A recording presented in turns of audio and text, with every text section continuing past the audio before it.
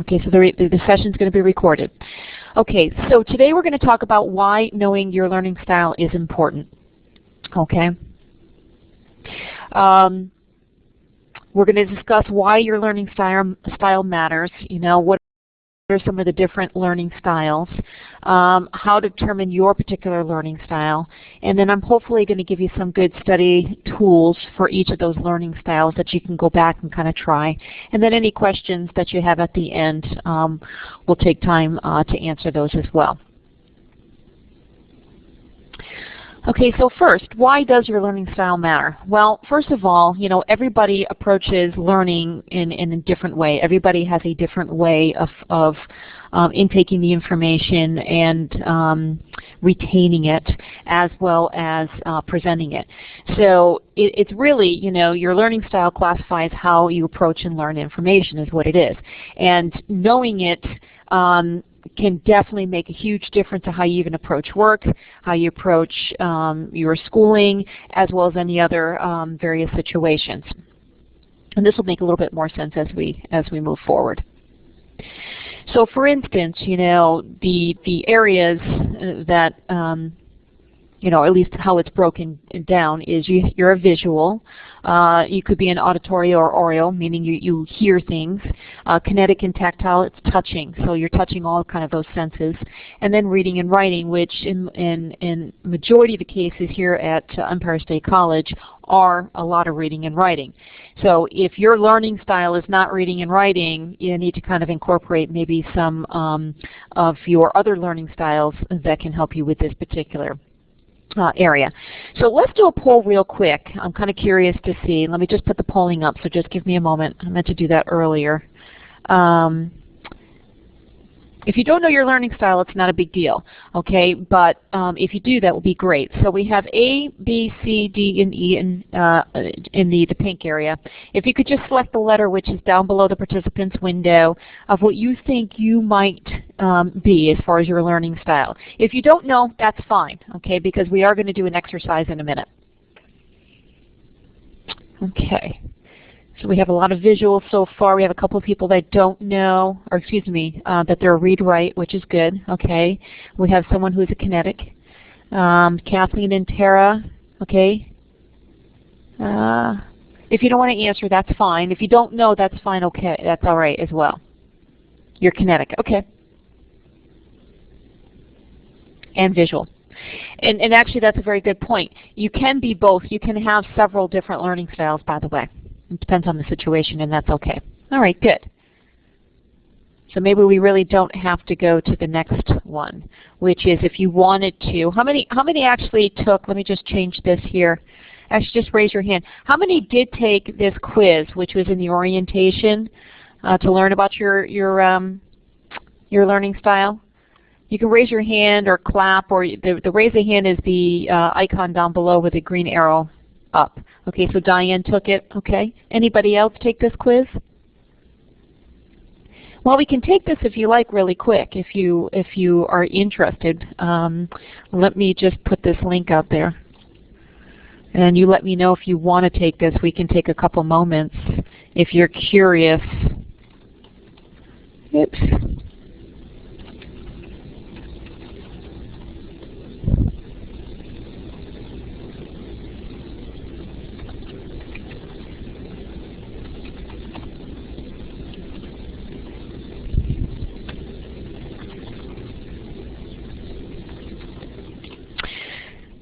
So if you want to take it, go right ahead. I'll give it a minute. If you don't want to take it, that's fine. We don't have to waste their time to do that. I'm just going to wait to hear. What do you guys think? Just a yes or a no in the chat area will be fine.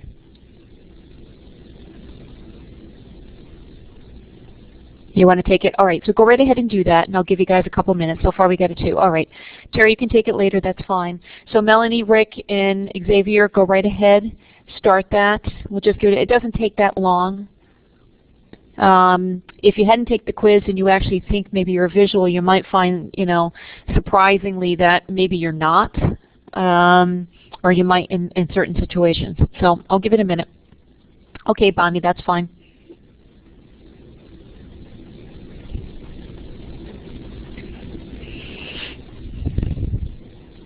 Okay, Lo, you just joined the group. I put a link in the chat area.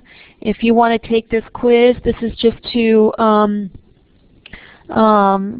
give you what your learning style might be. So the link, like I said, is in the chat area if you want to click on that and then go to this quiz. It only takes about a minute or so. Hi, Wendy. We're doing a quick learning style quiz, so that's all right, no problem.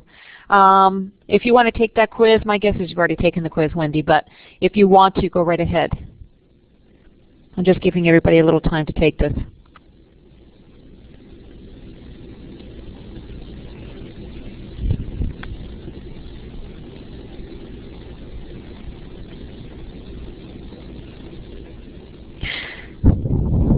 When you're finished, just raise your hand, okay? So then we can move on, and I can just go to the next part.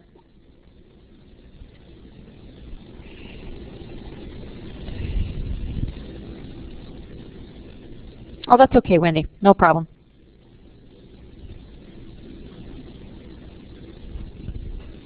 Great, thank you, Rick. So Rick is done.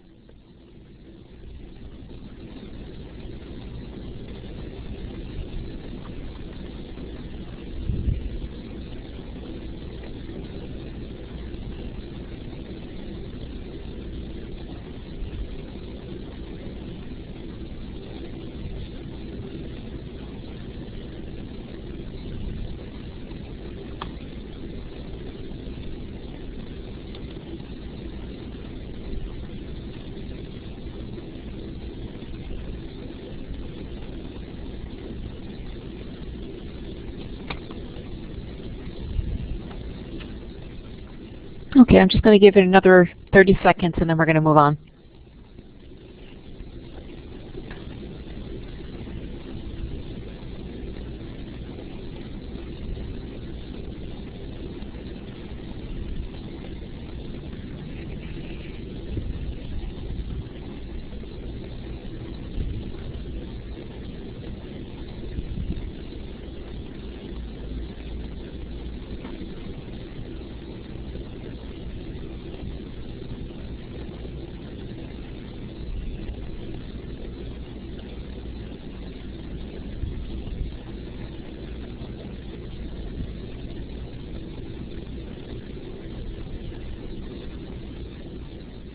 Okay. So if you didn't finish it, that's okay. I would suggest to complete it at some point. Okay, that's fine, Lo. No problem. Okay. So I guess my first question is how many that did take it, were they surprised? And did it actually, like Rick, you raised your hand, you said that you took it. Was it surprising to you?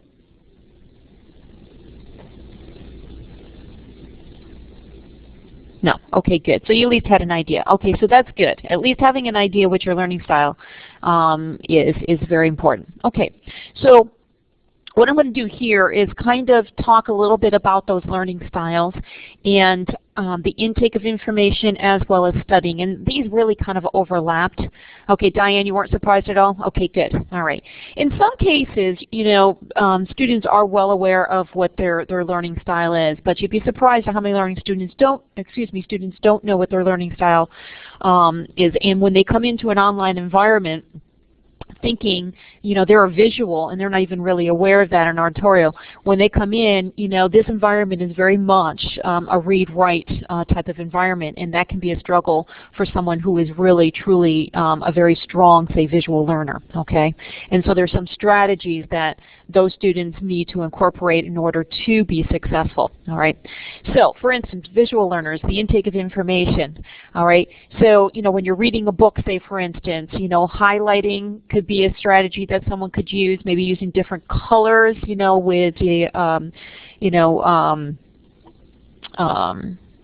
I don't know why I'm drawing a blank here, Post-its, okay, any type of symbols. You know, I have some students actually do charts and graphs, which actually really do help, okay.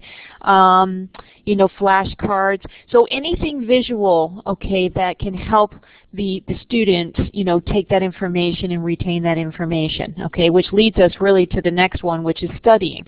So, what is a visual learner to do if, in fact, they are a visual learner when it comes to studying? Well, you can replace words with symbols or initials. If, in fact, that's going to help you as you speed through, your studying, then you'll immediately know by that symbol what that means.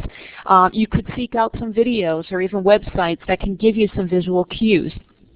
Okay, now sometimes certain courses will give you videos and websites, and we'll get a little bit better about that.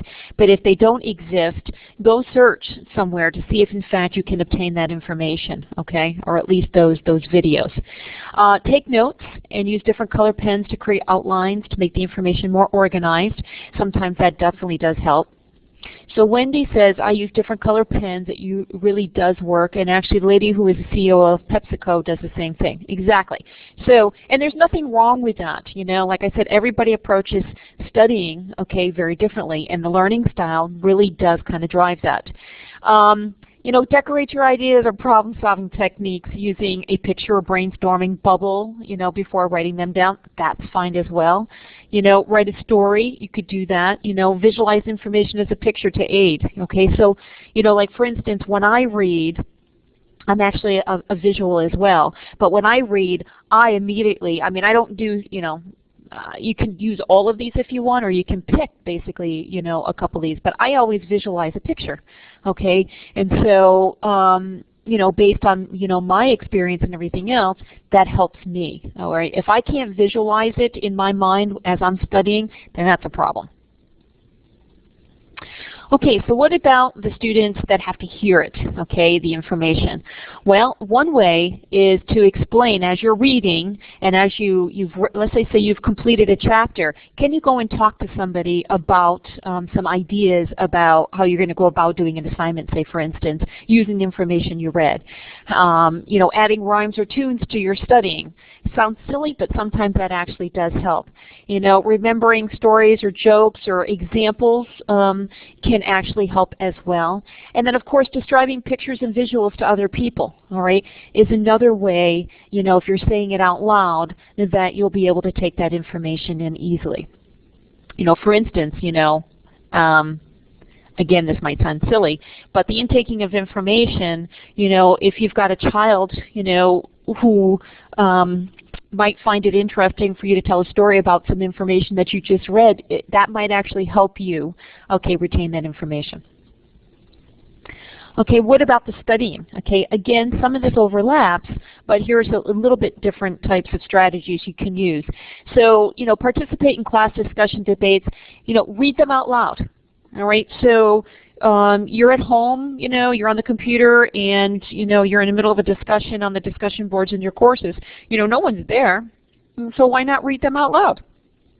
So that again will reinforce the information, and you will probably retain that information a little bit better. Reading your book, read it out loud. Read any type of articles that are associated with the assignment, or even the assignment itself. Read it out loud. Of course, you can create, musical jingles to aid in that, if you like. You can discuss your ideas verbally. You don't necessarily have to talk it with somebody, but you can talk about your ideas out loud. I don't know about you guys, but I talk to myself all the time. I'm in the car, say for instance, and I have some ideas, say for instance, for a program that I'm working on. I will actually talk it out loud and kind of go through it in my mind of what I want to do, all right? The other thing, too, is I know some students use tape recorders. You can actually talk to the tape recorder, jot some things down, and have it, okay, repeat back to you. That's another way. Use verbal analogies and storytelling to demonstrate your point, and that's okay as well. And then, of course, put formulas to a rap. For instance,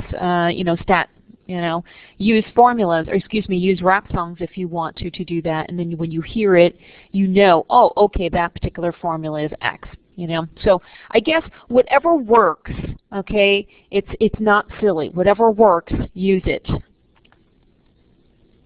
And by the way, too, a lot of these, there's some examples on the internet. You can go to our website, and it will direct you to other resources, and they can give you some other strategies and examples of what we're talking about today.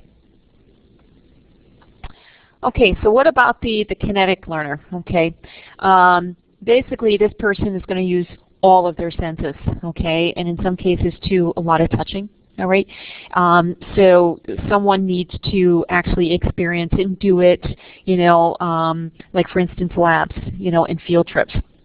Have real life examples that they can call upon, a hands-on approach. I mean, that's what the bottom line is. Trial and error. Try something, it doesn't work, try it again, so on and so forth. So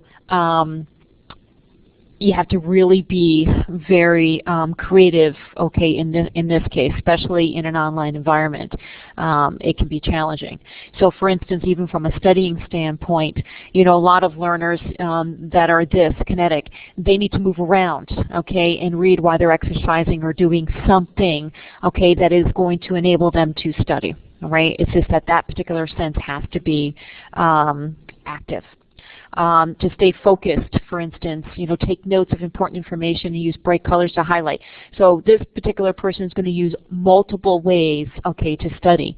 Listen to music. Now, I sometimes, can listen to music while I read and study. Other times I can't, okay? It just depends on the environment. If in fact you need some music in the background or something, that's fine, okay? There's nothing wrong with that. If it works for you, use it.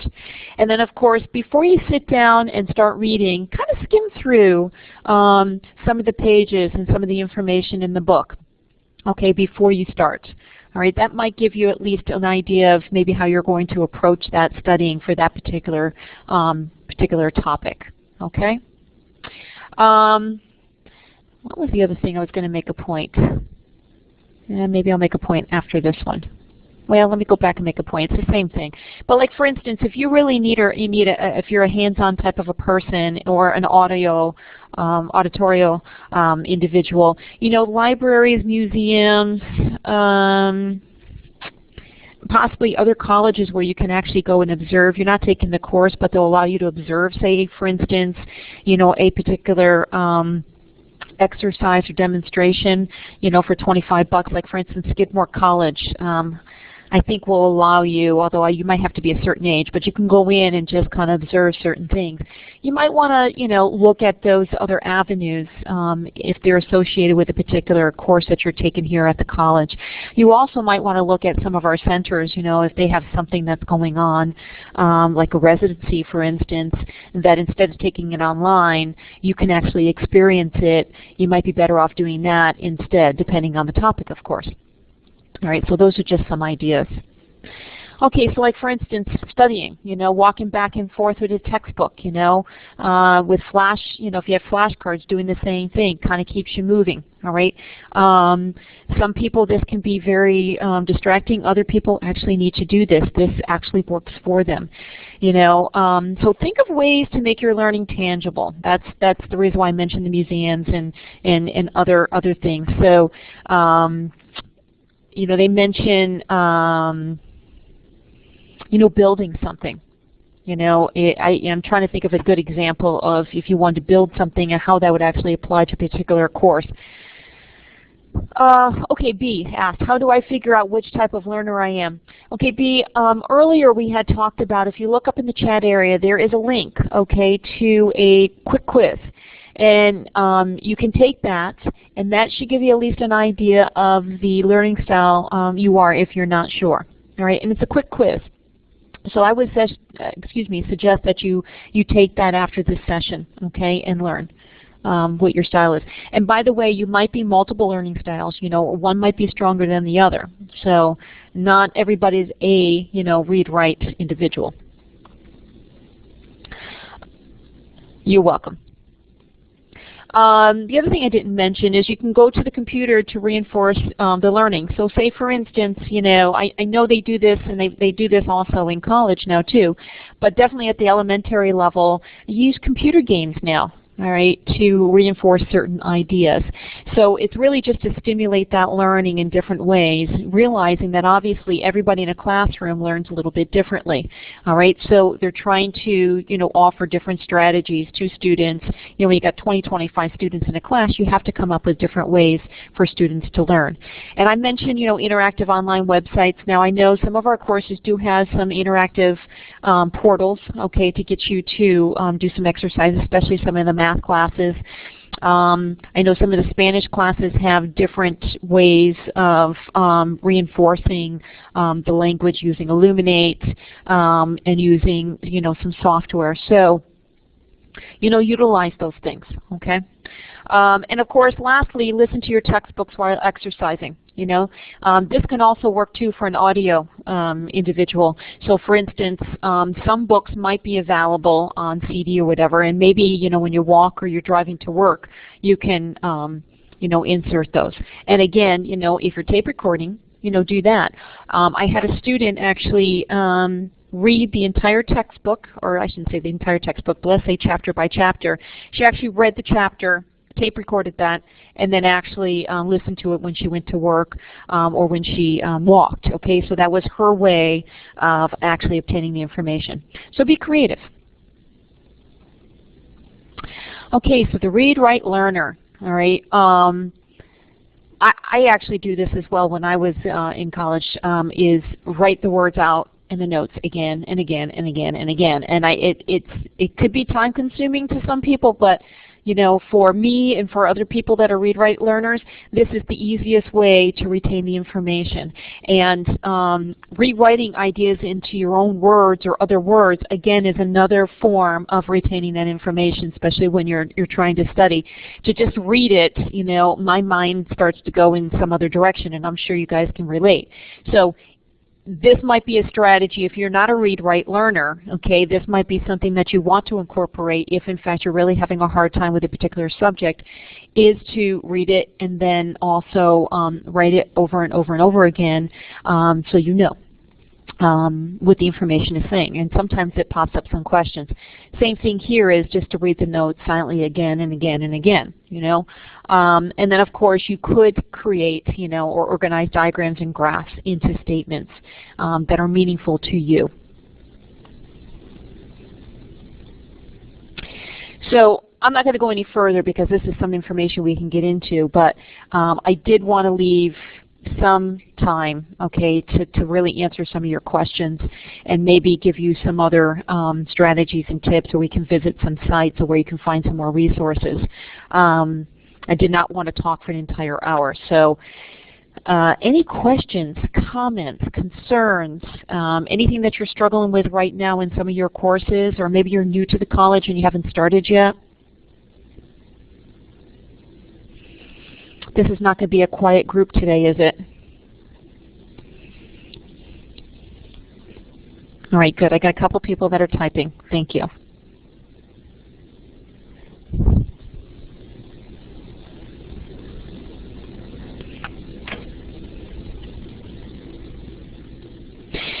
Knowing your learning style, by the way, especially when you get into the study skills, makes a huge difference, okay? You really need to know, what you're comfortable with and what you're not comfortable with, because then you need to actually increase your comfortability with some of the other styles. I will make that point, especially in an online environment. Okay, so Bonnie says, I'm new, and it seems a bit, well, yeah, something, I understand that, and being aware, yes, okay, you're overwhelmed, but one of the things that you're doing today is trying to be prepared, right, going forward, and that's huge right there. Tara, I'm new to online education, and my fear is that it will be challenging to succeed. Tara, it is going to be challenging, okay, but we have thousands and thousands and thousands of students that have succeeded in the online environment. And the one piece of advice that I can say to you is, and I do lots of workshops on being an effective learner, online learner, study skills, writing, all sorts of things. The one thing that I make clear in every single workshop that I do is make sure that you you have a plan, you have a goal, that you don't bite off too much, that you're organized, that you have a calendar, that you know what is expected of you for each one of those courses. Okay? Basically just realize that if you take, 16 credits, expect that that is going to be 40 hours of your time. That is a full-time job. Okay, and so we do say that for each course, for each 4-credit course, you can expect to at least spend at least 10 hours, okay, per course, per week, all right? So make sure that you are not just adding, your college on to the end of your day, that it actually is part of your life, okay? And we go through even this in time management. But move forward. Keep moving forward. Don't stop. And when in doubt, always contact the college. There's lots of resources here for you. Okay, so Melanie says, I'm new to the college, been over 20 years. I need to find out how to study again. I know. But you know something, Melanie? There's a benefit. The way I look at it is when you look at when you were in high school, and maybe you did attend a little college, after high school, we were all very green, of what to do. And I'm hoping, I know me, when I went back to college too, by the way, I went back after 20-something years as well, and I have my bachelor's now, and I actually am going on for my master's, that I felt that I had different approaches and actually quicker approaches than I did when I was in school, So hopefully all that knowledge and that maturity is going to help, all right? But if not, seriously, there's lots of resources, and I'm actually a great contact. If you want to contact me, I can help you out and direct you. Yvette, I think you'll do fine. Yeah, online, there's some benefits to online, remember. There's flexibility. Think about it, okay? You don't have to be online. This is one thing, by the way, I'm going to make this, Bonnie, I don't know how many students here are new, but Bonnie and Tara and Melanie and Xavier. Think about this, all right? When you're in high school, say for instance, or if you did go to a traditional college, shortly after high school, when you are put on the spot in the classroom, you have to answer almost immediately, right? And you have to react. In an online environment, you do not have to react immediately to a discussion post, and you do not have to be online 7 days a week, every hour of the day, all right? Look at the expectations set by the courses, okay? Typically, some of the courses want you to respond to 2 different posts, as well as respond to every post to your posting, okay? And that's all. They're not asking you to be online 7 days a week. So make sure you understand what the expectations are, because you are graded on that, all right? If you have the time, go right ahead. But if you don't, you've got 2 or 3 courses. Make sure you understand the expectations, okay, and make sure you meet those expectations. If you have the time, then do that. But again, you had time to sit back, think about how you're going to respond, okay, and then you can respond in clarity. And the other thing too is you have Word. Back then you didn't have Word. You had other ways. You can type in your response in, Microsoft Word, say for instance, okay, clean it up, and then copy and paste into the posting. Okay, so it definitely gives you the opportunity to reflect and to understand somebody else's perspective. All right, so that's huge. So look at that as a real huge benefit. Okay, and by the way, from a learning style standpoint, as well as from a studying standpoint, if the best time for you to study and to do your work is, let's say, first thing in the morning, and you do have that time, that's great. If you're great at nighttime and that's the best time, well, you can do that. In a traditional environment, you can't do that. Okay, enough about that. Yvette, no problem. You're here. That's great. Is there an easy way for me to determine the type of learner I am? Yes, Yvette. Okay, there was a link that I placed in the chat box that you can go to and take a quick quiz to understand what your learning style is. Is common to be a hybrid type learner having characteristics more than one? Yes, it is, by the way, Yvette. You can have multiple characteristics, okay, and that's probably good that you have at least, a broad base. It'll probably make it a little bit easier. If you're strictly, say, for instance, a visual, then that will be a little bit more challenging in an online environment. You have to actually go out and seek some ways to or some strategies to learn the material if you are a visual, or pick another learning style that might really kind of work and try to incorporate that into the other styles. Okay, Melanie, especially online. Yes, okay, Xavier is out of school, but corporate life prepares you to pick up where you left off. Yes, it does. Yes, it does. It teaches us lots of lessons. Lo, can you retype the link into it? Yes, I can do that. Hold on one second, Lo. Let me go grab that.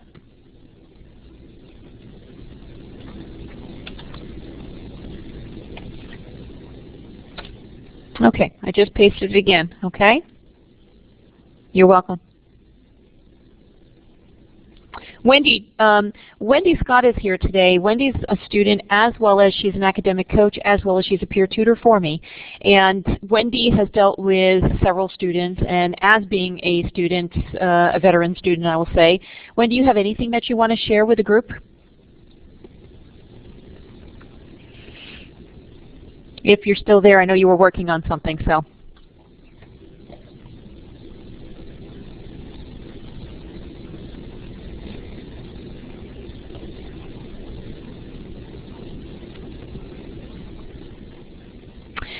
While Wendy's typing, the one thing too is because we're such a intensive, writing, I guess, college, just because it's online and that's how you're going to convey your information.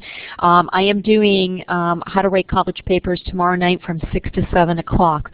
Based on the amount of people that have already signed up, it might go longer than 7 o'clock. So far, there's 100+ people already signed up for the workshop. So if this is something that you're interested in, you might want to RSVP. Let's see here, Jessica Luce at Empire State College. Okay, and tell her that you're interested in writing, college papers. Session not tomorrow night. It's I think it's July 31st, if I'm not mistaken. Okay. Yeah, it's the 31st, Melanie. Yeah. Typically, I cap it at 100, and typically I don't get all 100 that come, so you should be fine. All right. All right. So Wendy says, I think that if you are able to figure out what learning style you are, it's helpful, especially when you get into higher level classes. And Wendy's correct. Okay. If you know what your learning style is, you're comfortable with that learning style, and you know how to work in the online environment with that particular learning style, it will make your life a lot easier. If you don't, you're going to struggle. The other thing too is if you know what the learning style is and you're not really utilizing some of the strategies, I guess incorporating some of those strategies, you're also going to kind of struggle a little bit. All right, if you had a hard time with figuring out which one you are, you may be more than one. I find that I'm a read and write learner, but use the colored pens also. Correct.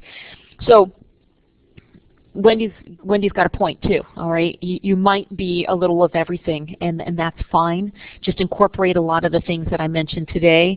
And I guess, based on just, your life in general, you probably have a pretty good idea what you are. Like for instance, I'm just trying to think of some other examples. I'm a read-write learner, but on the other hand, my strength, quite honestly, I think I'm a kinetic. I use everything. But there's certain things that I need to listen to in order to be better prepared. But on the other hand, when I took a language, listening, it helped, but I really had to be a read-write in that particular area, because even though, and this is where this is a struggle for some people. If you're not an auditorial learner, a language is going to be hard online. You might be better off doing a study group instead.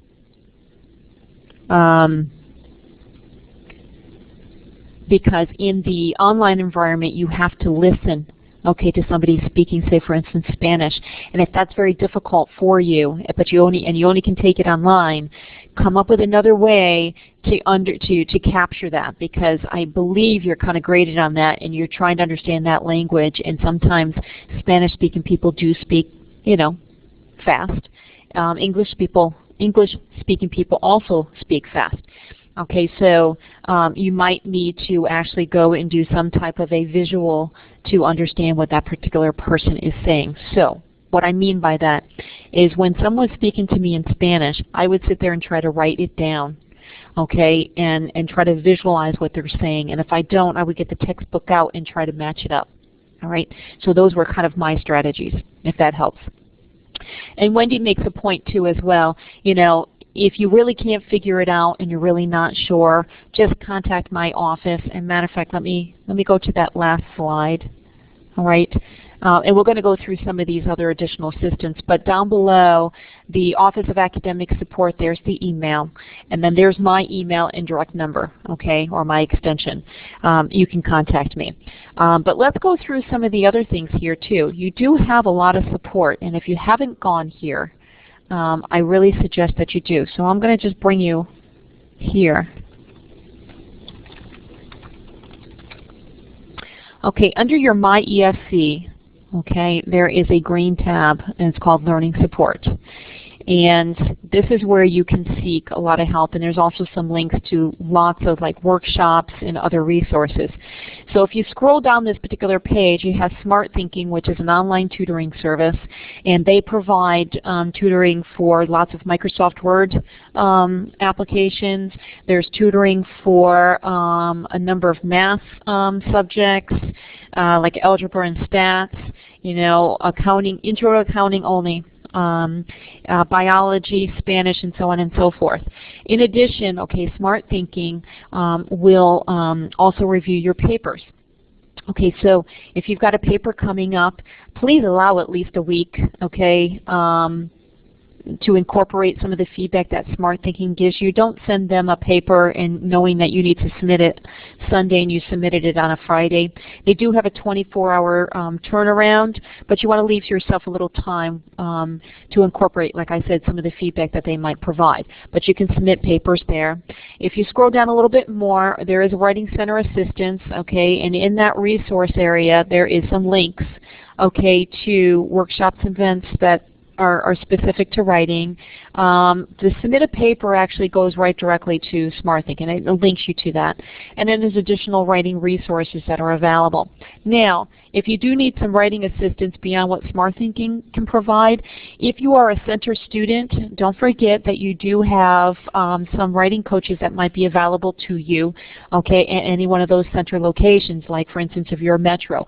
If you're a CDL student, okay, I do have a writing coach, but then I really determine if in fact you need a writing coach based on my discussion with you and some of the sample documents you provide me. If in fact you want somebody face-to-face and you're close to a center, those resources are also available to you, and I can see if a coach is available. But everything's got to go through my office, okay, if you're a CDL student. If you are a center student, you do not have to go through my office. You can go right directly to your center and ask for assistance through the Director of Academic Support, okay? You've got Math Center Assistance, okay? So just again, if you're struggling with math, in some cases I can maybe provide a face-to-face person. If you're close to a center, I cannot promise you a math coach though, okay? But I do have peer tutors that are available that might be able to assist you in any subjects, by the way. Like Wendy Scott is actually a peer tutor. She's a peer tutor for stats and some other courses, and she's an academic coach, which I can also provide, especially new students, where an academic coach is there to help acclimate you into the online environment, you know, assist you with some of the time management skills that you're going to need, and direct you to some of the resources that you might not know exist. And that's that CDL Peer Tutoring website that it will take you to and explain it a little bit more. The library, by the way, okay, now we talked about these learning styles, right?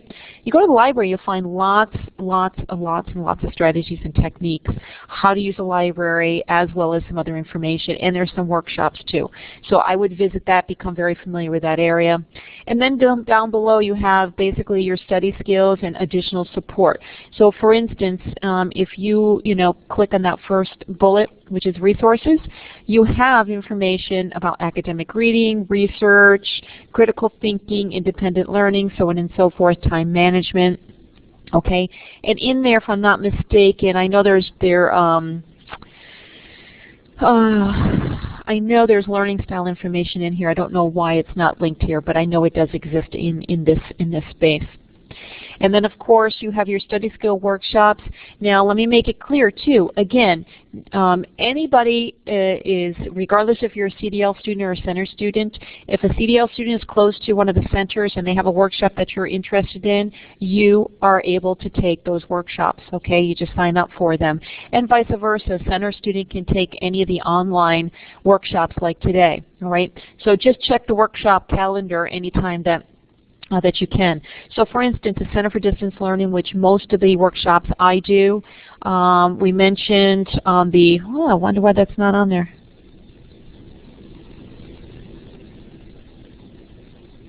All right, we'll have to put that on there, but July 31st I'm doing the writing college papers. I just don't know why it's not listed on this schedule. But if you look at, in August, there is a couple here, what is the rationale, the end of the term. This is really just to touch base with students that are in midterm right now. Where they stand. And of course, for those that are new, I do a workshop on new, where do I begin, what is available, so on and so forth. And then come the fall, there's another 30 workshops that are going to be coming through CDL. But if you look at, for instance, if you're close to, let's say Manhattan, okay, the metro unit, they have some things here as well, okay? Summarizing and paraphrasing, actually that's already passed. How to write your degree program rationale essay. Now, if you're not a center student, I don't know if I would attend this because CDL does that a slightly different, okay? So just be aware that you do have plenty of available resources out there. Just visit this particular tab and then have at it, okay? So, is it possibly, is it possibly email past workshops that I didn't officially join? Yes, if they were recorded, I can send you those, all right? If you would just send me an email to remind me and your email address, I can see what we can send you, absolutely. Yes, Melanie. So you need to send me an email, all right? Because otherwise, I will tell you I will forget. All right, there's my email. So send me your email. Yeah, I know. Send me once you send me an email, I'll have your email address and your name. Please make sure you put your name in the body of your email, so I can at least address you and I know who I'm sending it to. There are a number of links. They were recorded. There is a number of links I can send you, and I usually repeat those in the fall term. Okay. So did this help, by the way? Did it help address some of the learning style questions that we have? Because I revamped this particular workshop a couple times, and I'm not sure if it should be a little bit more in depth, if you were looking for something a little bit different today. So really any feedback. By the way, you will, with this recording, you will receive a survey link. Feel free, please, to add any information in that survey. It only takes about 5 minutes. And what it does is it allows me to create different workshops, tweak the workshops that I have if, in fact, it didn't meet the expectations. So please just make sure that, you're honest and you give me that feedback if you can take the time. Okay. Any other questions or comments or anything that you want to share today?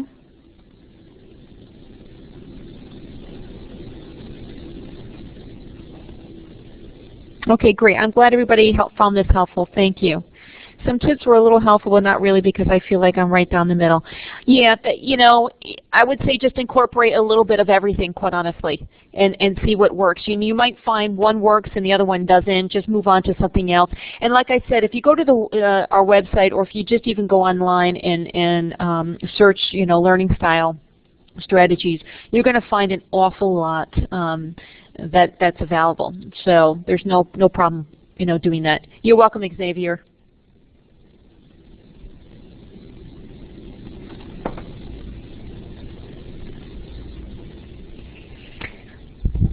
Melanie, I have not posted all of the past workshops, okay? And the reason being is because, our website is under construction, and so I don't want to put it out there and have those links disappear. So what I can do is I can provide some of the past links, the recorded links, that I think might apply, and review those, okay? You're welcome, Janae. Eventually, I'm hoping that we're going to have a space where we can have all of, you know, basically an archive of recorded links. I think that would be very helpful. You're welcome, Jane. Yes, Jane, there's definitely a lot of assistance. Just when in doubt, like I said, send me an email or contact our office. And if we can't help, we can sure refer you to a place where you can see, you know, receive help. You're welcome, Yvette.